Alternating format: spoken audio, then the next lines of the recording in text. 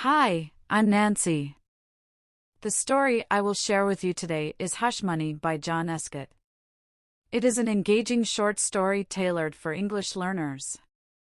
It revolves around the intriguing discovery of hush money, leading to suspense and moral dilemmas. As readers follow the characters through a gripping plot, they simultaneously enhance their English language skills. This story combines entertainment with language development, making it a valuable resource for those learning English as a second language. Let's start the story right away. Behind the Greenbird pub, there was a big car park. It was a busy pub, and every night there were lots of cars there. Tonight, there was a woman in the car park too. She stood in the dark behind a tree, watching and waiting. Her name was Rosa, and she was 20 years old. She worked in a hotel 6 days a week, but not on Mondays. On Mondays, Rosa did something different. And today was Monday. It was cold. Rosa pushed her hands into the pockets of her coat. It was a night for trousers, but Rosa wore a short skirt and nothing on her legs. That was important. After a time, a woman came out of the pub and walked across the car park to a blue Ford car. The woman was about 50 years old, and she walked slowly. She sang quietly, with a little smile on her face. She's drunk, Rosa thought, but she's going to drive. The woman got to her car and put a hand on it. She wore a long green coat and grey trousers, and she had blonde hair. Very, very blonde hair. "Oh dear, my head," she said, then laughed. That hair colour came out of a bottle, Rosa thought. She took a small bottle from her pocket. There was some red liquid in it, and she put some of the liquid on her leg. Then she ran quickly round the car park to the blue Ford. The woman opened the car door and half fell into the driving seat. She laughed. "Oh, Dorothy Burns," she sang. "You're drunk again." Rosa was now behind her car, crouching on the ground. When the car began to move back, she jumped to her feet and hit the car with her hand. Bang! The car stopped suddenly, and Rosa fell down on the ground behind the car. She put her hand on the red liquid on her leg and quickly put some of it on the back of the car. Dorothy Burns got out of her car and walked round to the back. When she saw Rosa on the ground, her face went white. "Oh!" she cried. What happened?"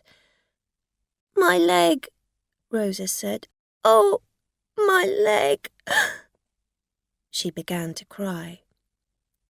But what happened?" said Dorothy Burns. Then she saw the red liquid on Rosa's leg. "Oh, there's blood on your leg." "Yes, because your car hit me, that's why," Rosa said. She stopped crying and began to look angry. I didn't see you behind me," Dorothy Burns said. "You didn't see me because you didn't look," Rosa said angrily. She stared at the woman. "You're drunk." Dorothy Burns was suddenly very afraid.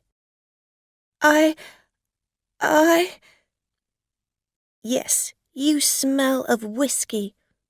I can smell it from here, Rosa said. I'm going to call the police. Now.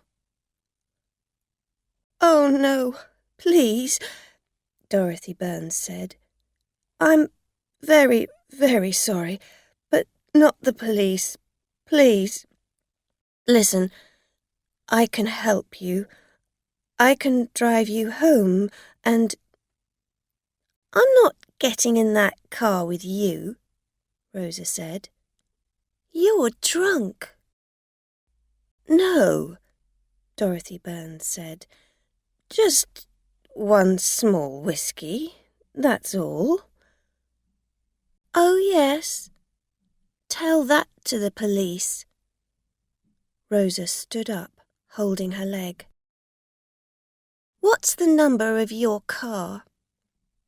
No, please, Dorothy Burns said. Not the police. Listen, I want to help you. Take a taxi to the hospital. I can give you the money for it. Go to the accident. How much money? Said Rosa. £20, Dorothy Burns said. 50, Rosa said. Well, how about 30? Said Dorothy Burns. 50. But I haven't got a lot of money with me. 50. I'm calling the police now. Rosa took a mobile phone out of her coat pocket. OK, said Dorothy Burns. She got her handbag from the car, took out £50 and gave the money to Rosa. Here you are, she said. Rosa took the money and walked away. She went down the street to her car, a small white Fiat, 10 years old. She sat in the car and waited for the woman to drive away. Then Rosa drove home. On the next 3 Monday evenings, Rosa went to 3 different pubs. She waited for a drunk or nearly drunk driver to come out. Sometimes she waited 2 hours or more. Then she took out her little bottle of red liquid, and minutes later there was an accident. The drivers never wanted Rosa to call the police. They were always ready to give her money. Sometimes it was £50, sometimes 100. Once, a big fat man with gold teeth gave her £200. That was a very good Monday. The next Monday, Rosa found a pub in a street not far from the Green Bird. It was a very cold night, so she waited in her car. After an hour, a man came out of the pub with a bottle of wine in one hand. He stood looking up and down the car park. Rosa watched him. He can't find his car, she thought. He's drunk. After a minute or two, the man began to walk across the car park to a big red Honda. Twice his foot slipped and he nearly fell. But at last he got to the Honda and began to open the door. Rosa put some red liquid on her leg and got out of her car. She walked quickly to the Honda and crouched down at the back of it, ready for the accident. "Hey, you!" Rosa quickly looked round. A woman ran across the car park. A woman in a green coat and grey trousers. A woman with very blonde hair. She had a camera in her hand.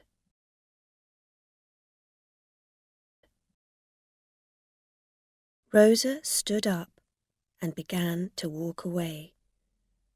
But Dorothy Burns was quicker than she was. "Oh, no, you don't," Dorothy shouted. She grabbed Rosa's arm. "You were at the Green Bird 4 weeks ago." "What? Who are you? What are you talking about?" said Rosa. "I'm just going home. Let go of my arm." The man with a wine bottle in his hand came round to the back of his Honda. "Hey, what are we doing? What's happening?" he said. His face was very red and his eyes were half closed. "This woman took £50 from me 4 weeks ago," Dorothy Burns told him. "She's a fake. She gets down behind your car and then says your car hit her. But it doesn't. She does it to get money out of you. She says, 'Oh, you're drunk and I'm going to call the police.' And because you are drunk and you're afraid, you give her money to stop her. I did." The man looked at Rosa. "What?" he said. Rosa pulled her arm away. But before she could run, Dorothy Burns grabbed her other arm. "Look at her leg," she said to the man. "That's blood on it. But why? How did it get there?" "She put it there, all ready for the accident. Your accident. Because in a minute you're going to hit her with your car. And then she's going to cry out, 'Oh, my leg, my leg.' But nothing happened. She's a fake." At last the man understood. He stared at Rosa and his face got redder. "You little," he said angrily. He pushed Rosa and she fell to the ground. But before he could hit her again, Dorothy Burns pulled him away. "No, wait," she said. The bottle of wine fell from the man's hand. It hit the ground next to Rosa and broke.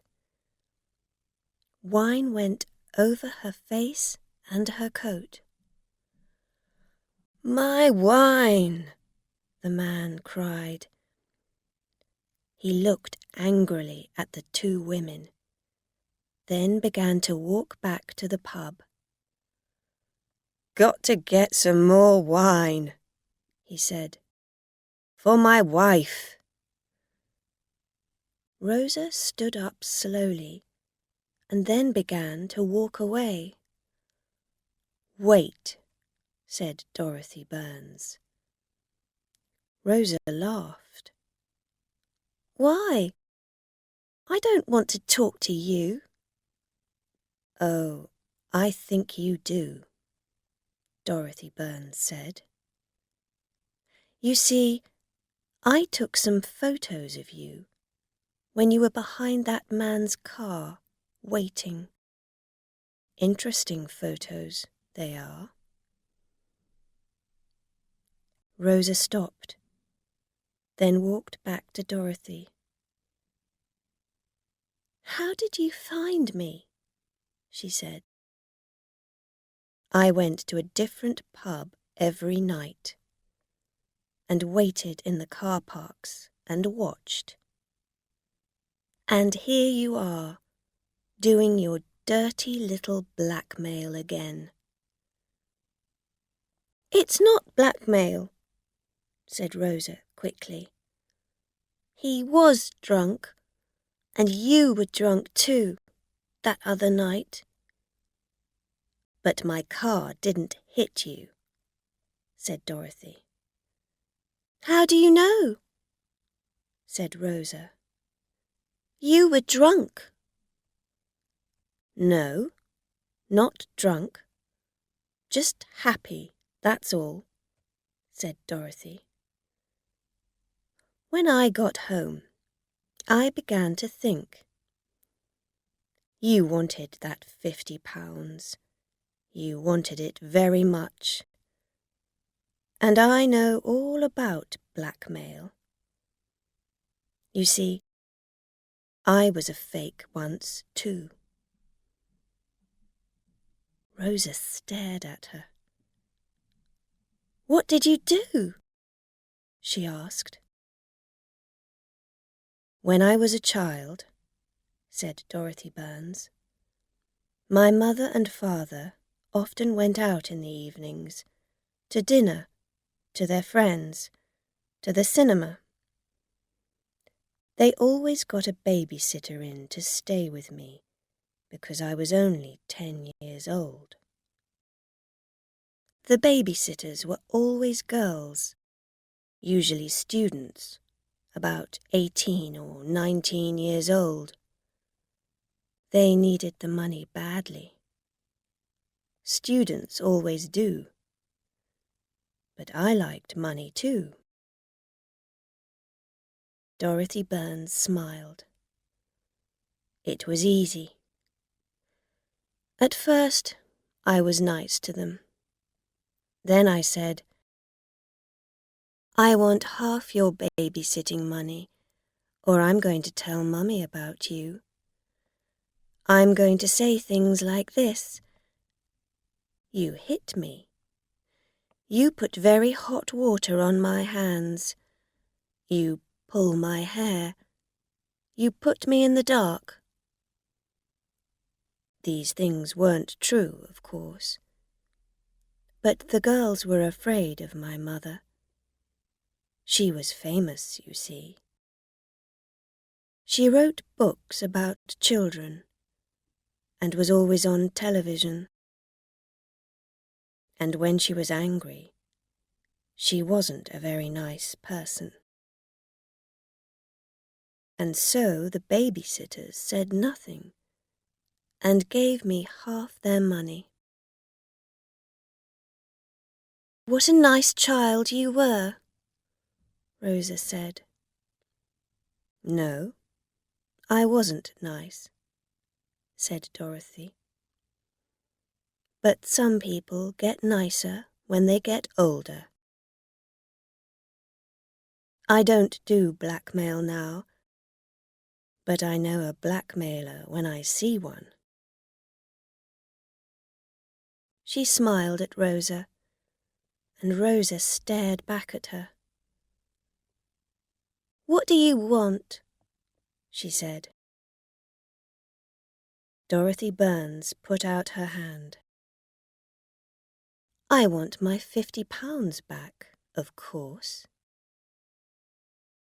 3 minutes later, Rosa drove her little Fiat out of the pub car park.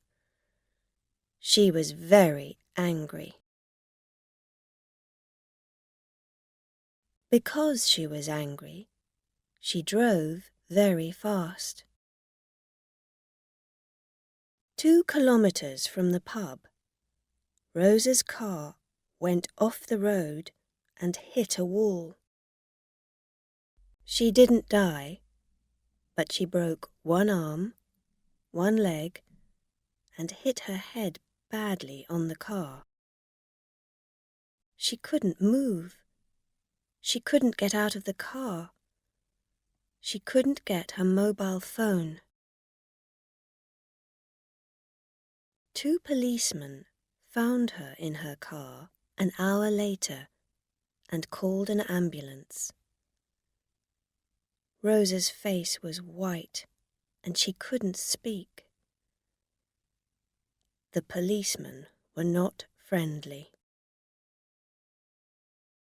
"I can smell wine on her," the first policeman said. "Another drunk driver," the second policeman said. "Why do people drink and drive?" Well, the story comes to an end here, but you mustn't stop here. Vocabulary is a fundamental aspect of English proficiency. I have compiled a list of challenging words from this story, along with their English definitions and example sentences used in the story. Let's get started right away.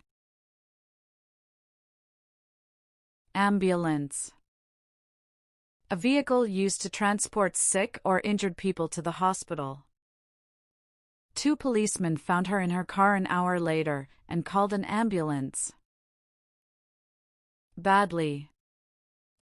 In a severe or serious way. She didn't die, but she broke one arm, one leg, and hit her head badly on the car. Bang. A loud, sudden noise. When the car began to move back, she jumped to her feet and hit the car with her hand. Bang. Blackmail. The act of threatening to reveal embarrassing information about someone unless money is paid. And here you are doing your dirty little blackmail again. Blackmailer. Someone who blackmails others. I don't do blackmail now, but I know a blackmailer when I see one. Blonde. Having fair or pale blonde hair. She wore a long green coat and gray trousers, and she had blonde hair. Cinema. A place where films are shown. My mother and father often went out in the evenings to dinner, to their friends, to the cinema. Crouch. To bend down low with knees bent. Rosa was now behind her car, crouching on the ground. Dear. A term of affection. "Oh dear, my head," she said, then laughed. Dirty. Unclean or containing immoral content. And here you are doing your dirty little blackmail again. Driving. Operating a vehicle. The woman opened the car door and half fell into the driving seat. 18. The number 18. The babysitters were always girls, usually students, about 18 or 19 years old. Fake. Not genuine, counterfeit. You see, I was a fake once, too. 50. The number 50. The woman was about 50 years old and she walked slowly. Fiat. An Italian automobile manufacturer. She went down the street to her car, a small, white Fiat, 10 years old. Ford.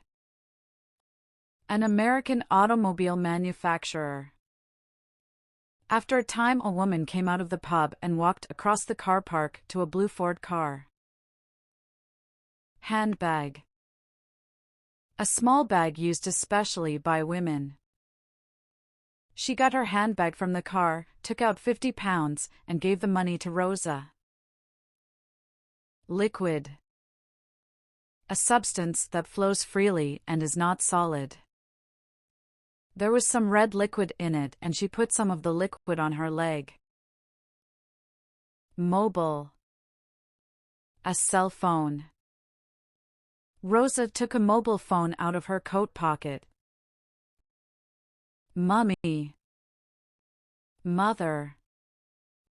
I want half your babysitting money, or I'm going to tell Mummy about you. 19. The number 19. The babysitters were always girls, usually students, about 18 or 19 years old. Park. An area for recreation or preservation of natural scenery. Behind the Greenbird pub there was a big car park. Policeman. A man who enforces laws. I can smell wine on her, the first policeman said. Pub. A bar or tavern. It was a busy pub, and every night there were lots of cars there. Skirt. A garment hanging from the waist worn especially by women. It was a night for trousers, but Rosa wore a short skirt and nothing on her legs. Taxi. A car available for hire to transport passengers. Take a taxi to the hospital, I can give you the money for it. 30. The number 30. Well, how about 30, said Dorothy Burns. Trousers. A garment extending from waist to ankles with separate coverings for each leg. A woman ran across the car park, a woman in a green coat and gray trousers, a woman with very blonde hair. Whiskey. An alcoholic liquor made from fermented grain mash. Yes, you smell of whiskey. Now, are you ready to test your understanding of the story? Let's see how well you were paying attention. What was Rosa's job? What did Rosa do on Mondays? How did Rosa fake the car accidents? What did Rosa want from the drunk drivers? How much money did Dorothy Burns give Rosa? How did Dorothy realize Rosa was faking accidents? What did Dorothy do as a child? What did Dorothy want from Rosa? What happened to Rosa's car after she left the pub? What injuries did Rosa get in the crash? Why did the police think Rosa crashed? How many times did Rosa do her Monday accident scam? How much money did the man with gold teeth give Rosa? What did the man with the wine bottle do when he realized Rosa was faking? What did Rosa use to make fake blood on her leg? Thank you for watching. Please take a moment to hit the like button and subscribe to my channel. Your support really motivates me to keep creating content. I appreciate you all, and I'll see you in the next video.